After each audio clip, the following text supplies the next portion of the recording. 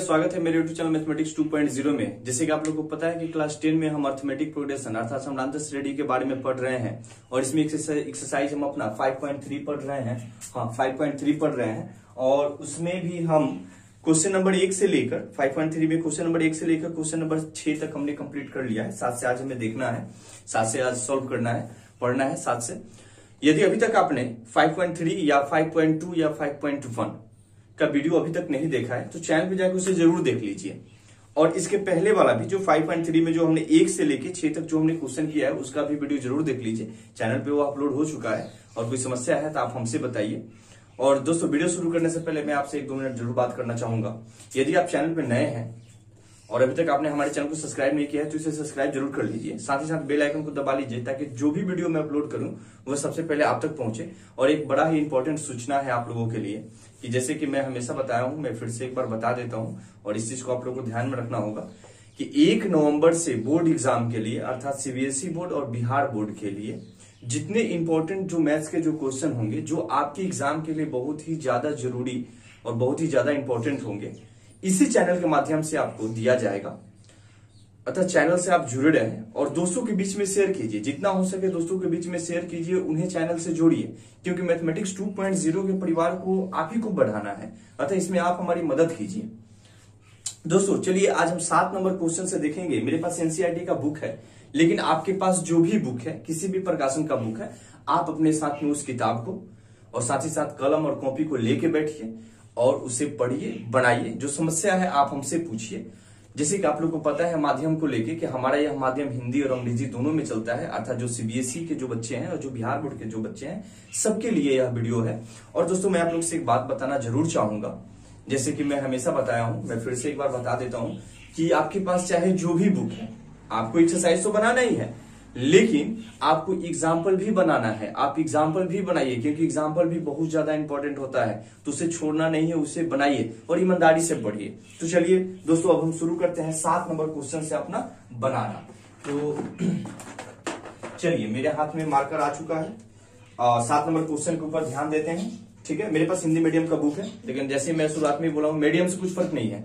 हमें समझ में आना चाहिए, हमें तरीका पता होना चाहिए। मीडियम कुछ मायने नहीं रखता है। हिंदी अंग्रेजी क्या होता है बउआ, कुछ नहीं होता है।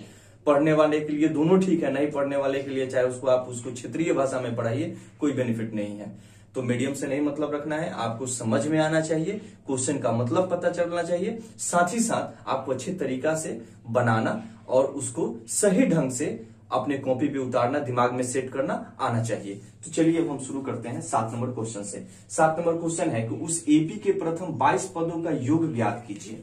प्रथम 22 पदों का योग बताना है, यानी फर्स्ट 22, यानी जो 22वां जो टर्म है, यानी फर्स्ट 22 जो टर्म होंगे उनका हमें योग बताना है, अर्थात उनका हमें सम बताना है, अर्थात इसका हमें इस 22वां पद फाइंड करना है, अर्थात हमें इसका सम पता करना है, योग पता करना है। आगे की बात की जाए जिसमें डी 7 है, अर्थात हमारे पास कॉमन डिफरेंस दिया हुआ है 7 दे रखा है बाबू। कॉमन डिफरेंस कितना दे रखा है, 7 दे रखा है, अर्थात उसका सार अंतर कितना दे रखा है, 7। और 22वां पद 149 है। 22वां पद मतलब टी 22वां टर्म कितना है जी, 149 है, अर्थात टी 22वां पद कितना है, 149 है। क्वेश्चन आया समझ में आपको? तो जरा देखिए इसमें आपको डी दे रखा है, अब 22वां पद दे रखा है, ठीक है ना। 22वां पद मतलब जो लास्ट का जो 22वां जो टर्म होगा, अर्थात 22 पदों का चर्चा किया कर रहा है तो एन बराबर तो इसमें 22 ही होगा ना, अर्थात जो नंबर ऑफ जो टर्म्स होंगे वो कितने होंगे, 22 ही होंगे ना, इसमें 22 ही टर्म होगा। और वो जो 22वां जो टर्म है अर्थात इस एपी के लिए लास्टवा टर्म वही कितना है, 149 है। तो इन तमाम चीज जो आपके सामने दिखाई दे रहा है, इसके अलावा आपको ए भी तो चाहिए, अर्थात फर्स्ट टर्म भी तो चाहिए, प्रथम पद, तब तो जाके आप इसे फाइंड कर पाइएगा, जिसमें हमें S22 का मान बताना है, अर्थात इसका हमें योग बताना है। चलिए हम बनाना शुरू करते हैं और देखिए बहुत ही आसानी से हम इसको बनाएंगे। सबसे पहले ए फाइंड कर लिया, हम टीएन के फॉर्मूला से निकाल लेते हैं। क्वेश्चन नंबर कितना था जी, 7 नंबर क्वेश्चन था, 7 नंबर क्वेश्चन। ठीक है, हमारे पास कितना दे रखा है बाबू, T22 दे रखा है, जिसको लिख सकते हैं क्या, a प्लस एन, अर्थात 22 माइनस 1 इंटू डी का मान कितना है बाबू, 7 है। और यही T22 का मान कितना दे रखा है, 149 दे रखा है। हमने कुछ नहीं किया, बस हमें प्रथम पद पता करने के लिए हमने टीएन का फॉर्मूला यूज किया है। Tn बराबर क्या होता है a plus n minus 1 into D, वही वाला फॉर्मूला यूज किया हूं। तो t यहाँ पे T22 का टर्म कितना है जी 149 है, बराबर a का मान कितना है यही तो हमें पता करना है, क्योंकि हमें पता नहीं है, यह हम लिख देते हैं, ठीक है ना। और यहाँ पे 22 में से 1 जाएगा 21 हो जाएगा, और 21 में 7 से गुना करवा दीजिए, अर्थात 21 गुना 7, तो इसे आप डायरेक्ट लिख भी सकते हैं, ठीक है ना, कि 7 एकम 7 और 7 दूना 14 अर्थात 147, लिख ही देते हैं 147 तुरंत, यहाँ पे 147। इस स्थिति में यहां से a का मान कितना निकल जाएगा बउआ, 147 को इधर भेज दीजिए, तो 149 में से 147 क्या हो जाएगा, घट जाएगा ना, क्योंकि बराबर के बाद ये प्लस में है तो बराबर के पहले आएगा तो ये माइनस में हो जाएगा, अर्थात a बराबर 149 में से 147 घटा देंगे कितना हो जाएगा 2। हमारे पास प्रथम पद आ चुका है, अर्थात फर्स्ट टर्म आ चुका है, कितना आया है जी 2।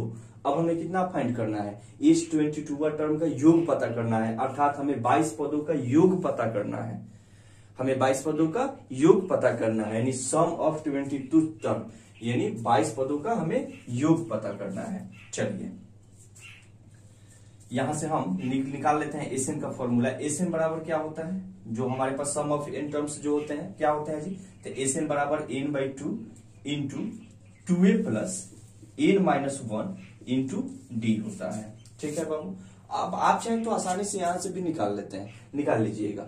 देखिए मैंने कल के वीडियो में आप लोग को एक बात बताया था कि सभी क्वेश्चन का सॉल्यूशन हम नहीं करवाते हैं आपसे, इसलिए क्योंकि देखिए एक तो आप बोर्ड के एग्जाम के बच्चे हैं। अच्छा देखिए सारा क्वेश्चन मैं ही बनवा दूं तो क्या बेनिफिट होगा, कुछ बेनिफिट होगा, आप बस छापने वाला मशीन के जैसा देख देख के छापिएगा। लेकिन अगर आपको कुछ क्वेश्चन छोड़ा जाता है, जो ताज के तौर पे छोड़ा जाता है, जैसे कि मैं छोड़ता हूं, तो आप उसे बनाइएगा तो माइंड आपका एक्टिव होगा, आप कुछ सीखिएगा, आप क्योंकि आप सेल्फ मेहनत कर रहे हैं, खुद का मेहनत कर रहे हैं, वहां पे सेल्फ प्रैक्टिस कर रहे हैं, तो ये बहुत ज्यादा जरूरी है।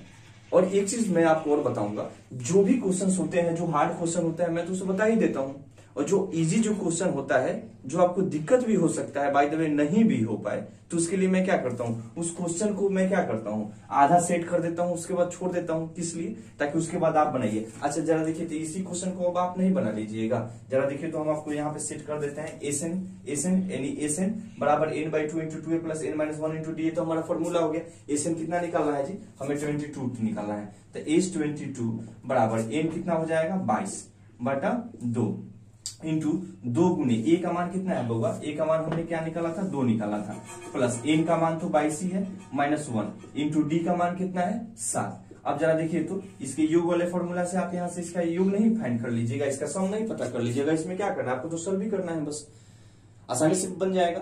तो अब मैं इसी पे यहाँ पे क्वेश्चन को क्या करता हूँ, छोड़ देता हूँ, और यही छोड़ने से हमें क्या बेनिफिट होता है और आपको क्या बेनिफिट होता है कि हम ज्यादा क्वेश्चन बता भी पाएंगे, समय बच जाएगा तो, और आपको सेल्फ प्रैक्टिस के लिए ये क्वेश्चन बच भी जाता है कि नहीं हमें अब इसके बाद बनाना है, जो हमने समझा है हमें बनाना है। इसलिए कुछ क्वेश्चंस को मैं सेट करके छोड़ देता हूँ, और जो हार्ड क्वेश्चन होता है, जो लगता है कि नहीं इसे पूरा बनाना चाहिए, उसे मैं खुद बता देता हूँ। तो चलिए दोस्तों, अब हम नेक्स्ट क्वेश्चन को देखते हैं, और ये उम्मीद है कि आपसे बन जाएगा, क्योंकि अब इसमें कुछ नहीं करना है, अब इसमें गुना भाग करना है। 2 से 11 को 22 इसको 11 बार में काट दीजिए, 4 यहाँ पे हो जाएगा, और यहाँ पे कितना हो जाएगा 21 में 7 से गुना करवाएंगे कितना हो जाएगा 147 आ जाएगा, बस इसी का गुना भाग करके काम खत्म करना है। ठीक है, उम्मीद है कि आपसे बन जाएगा और आप जरूर बनाइएगा।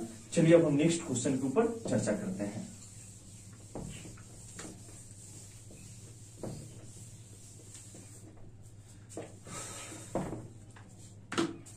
हमारे पास 8 नंबर क्वेश्चन है बाबू, 8 नंबर क्वेश्चन देखिएगा लोग। 8 नंबर जो क्वेश्चन है बोर्ड है, उस एपी के प्रथम 51 पदों का योग ज्ञात कीजिए। प्रथम 51 पदों का योग, यानी हमें एस 51 निकालना है, प्रथम 51 पदों का योग पता करना है, इसमें भी हमें सम ही फाइंड करना है, इसको हमें ज्ञात करना है। नंबर ऑफ टर्म्स इसमें कितना दे रखा है, 51 को दे रखा है, क्योंकि क्वेश्चन में लिख दिया है कि 51 को पद है। साथ ही साथ जिसके दूसरे और तीसरे पद क्रमशः 14 और 18 है, अर्थात इसके सेकंड वाला टर्म और थर्ड वाला टर्म कितना है जी 14 है और 18 है, अर्थात T2 कितना है, T2 क्या होता है, सेकंड वाला टर्म होता है, अर्थात दूसरा टर्म हो गया, यह कितना है बाबू 14 है, और T3 कितना है 18 है, T3 हमने कितना लिख लिया 18 लिख लिया। ठीक है, एक बार क्वेश्चन को फिर से देख लेते हैं। एपी के 51 पदों का योग ज्ञात करना है, यानी हमें S51 फाइंड करना है, हमने लिख लिया।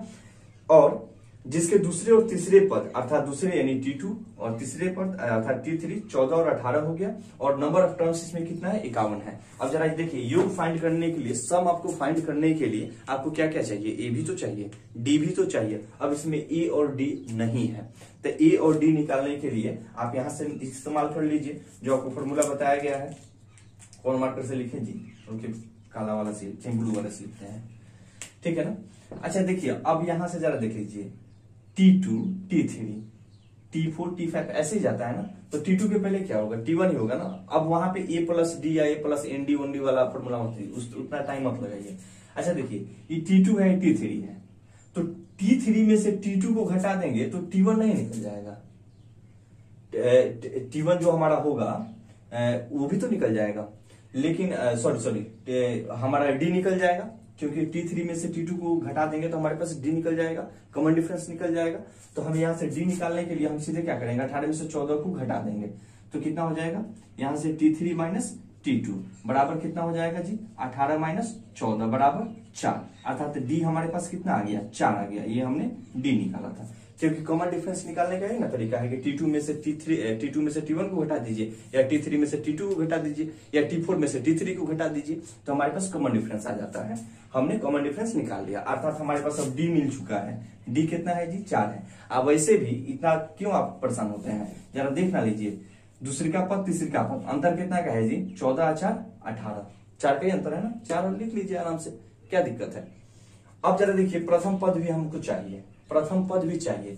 अच्छा जब 4 का डिफरेंस जा रहा है तो इसके पहले भी तो 4 का ही डिफरेंस आया होगा ना, अर्थात T2 में से अगर हम 4 को घटा लें तो हमारे पास T1 नहीं आ जाएगा और T1 हमारे पास क्या होगा प्रथम पद ही होगा ना। अर्थात A निकालने के लिए हम A बराबर लिख सकते हैं क्या 14 माइनस 4, 14 में से 4 घटा लेंगे तो कितना हो जाएगा 10 हो जाएगा। अब आप कहिएगा कि थोड़ा सा ये चीज हमको नहीं समझ में आ रहा है कैसे, तो कैसे के लिए देख लीजिए यहाँ पे आपके पास क्या है T2 है ना, T2 को आप क्या लिखते हैं A प्लस डी लिखते हैं यानी प्रथम पद प्लस D यानी कॉमन डिफरेंस, यही ना आपका T2 आता है और यही कितना है जी 14 है, यही ना 14 है क्योंकि T2 का पद निकालने के लिए प्रथम पद में अगर हम D को जोड़ दें, पहले का पद में अगर हम कॉमन डिफरेंस को जोड़ देते हमारे पास दूसरी का पद आएगा, फिर उसमें कॉमन डिफरेंस को जोड़ देते तीसरी का आएगा, फिर उसमें कॉमन डिफरेंस को जोड़ देते उसमें चौथा आएगा।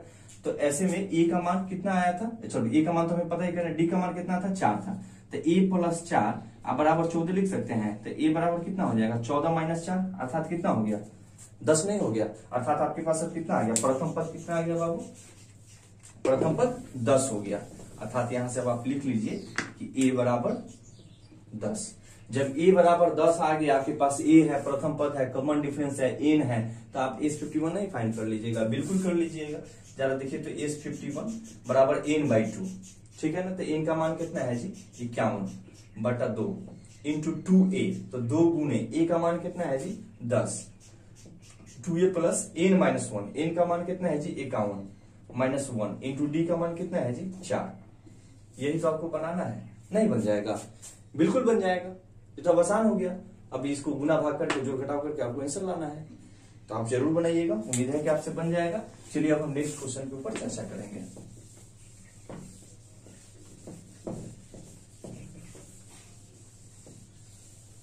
छापखाना मशीन हमें नहीं बनना है बाबू, ठीक है ना, क्योंकि जो हम लोग का मन जो होता है ना बहुत ही लालची होता है।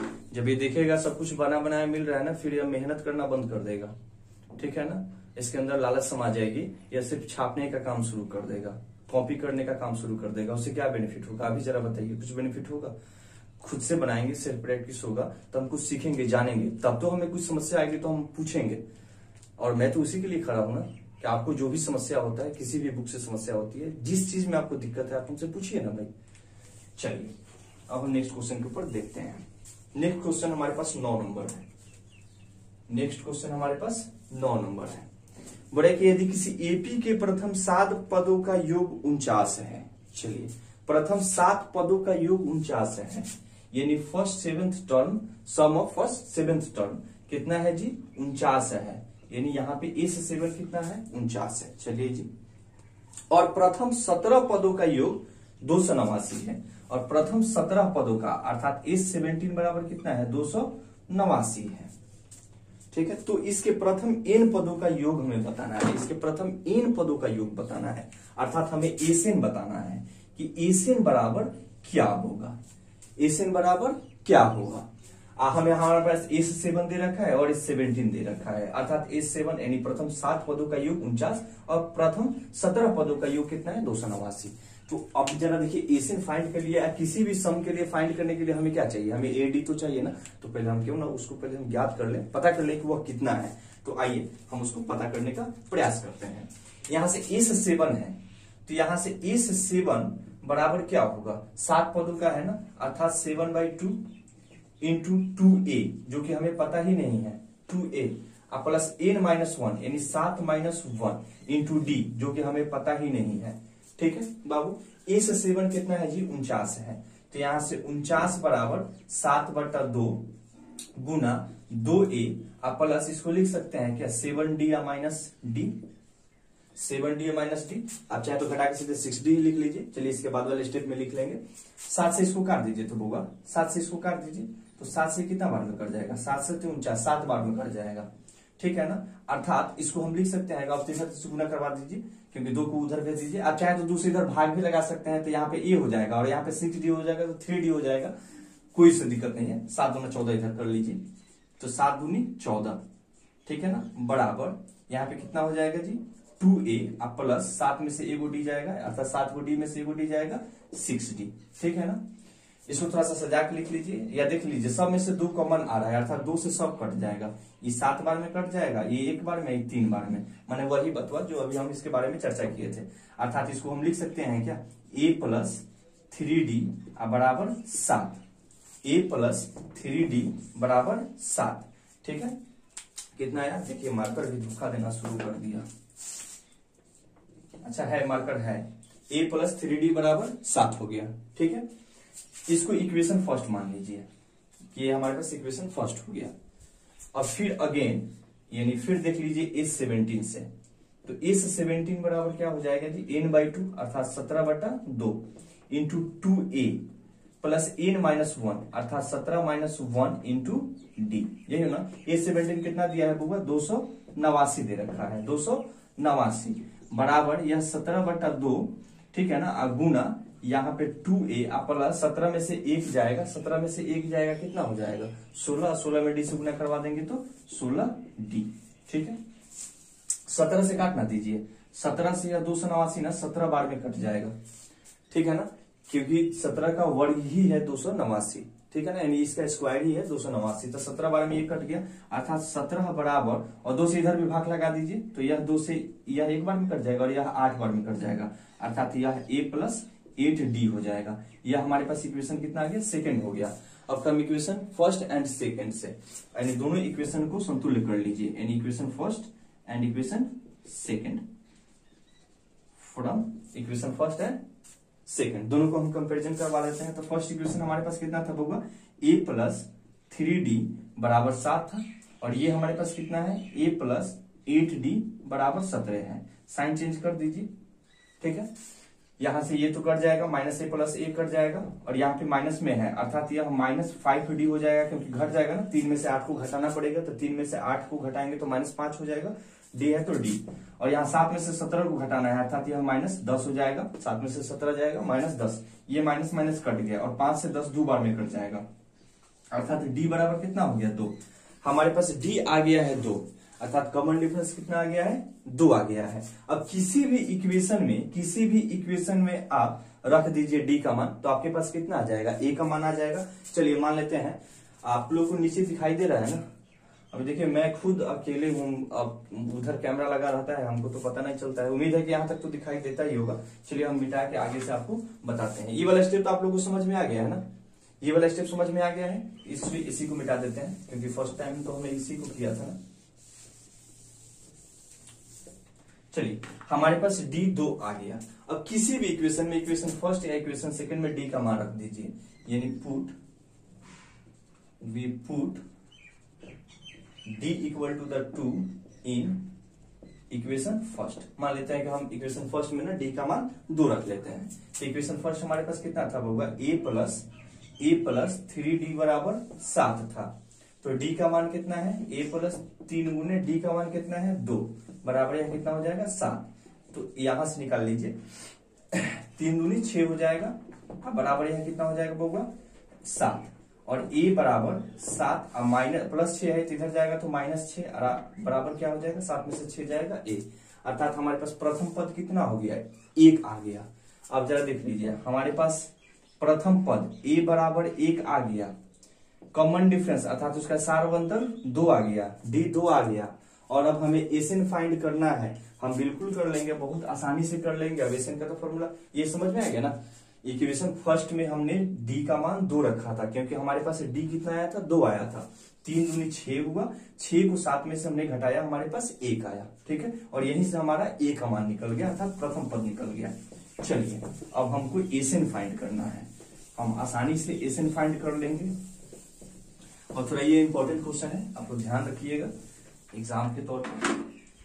चलिए हम यहां से एसएन फाइंड कर लेते हैं। तो एसएन बराबर क्या होता है बाबू, n/2 into 2a plus n-1 into D, ठीक है ना। अच्छा इस टोटल को आप चाहेंगे ना तो a प्लस tn लिख सकते हैं या a प्लस l लिख सकते हैं, लास्ट टर्म बतवा वही है, कोई दिक्कत नहीं है। कहीं कहीं लिखा हुआ रहता है तो आप लोग भी कंफ्यूजन कर जाइएगा, हालांकि कल के वीडियो में मैंने आपको बता दिया है और उस टाइप से क्वेश्चन भी करवाया था।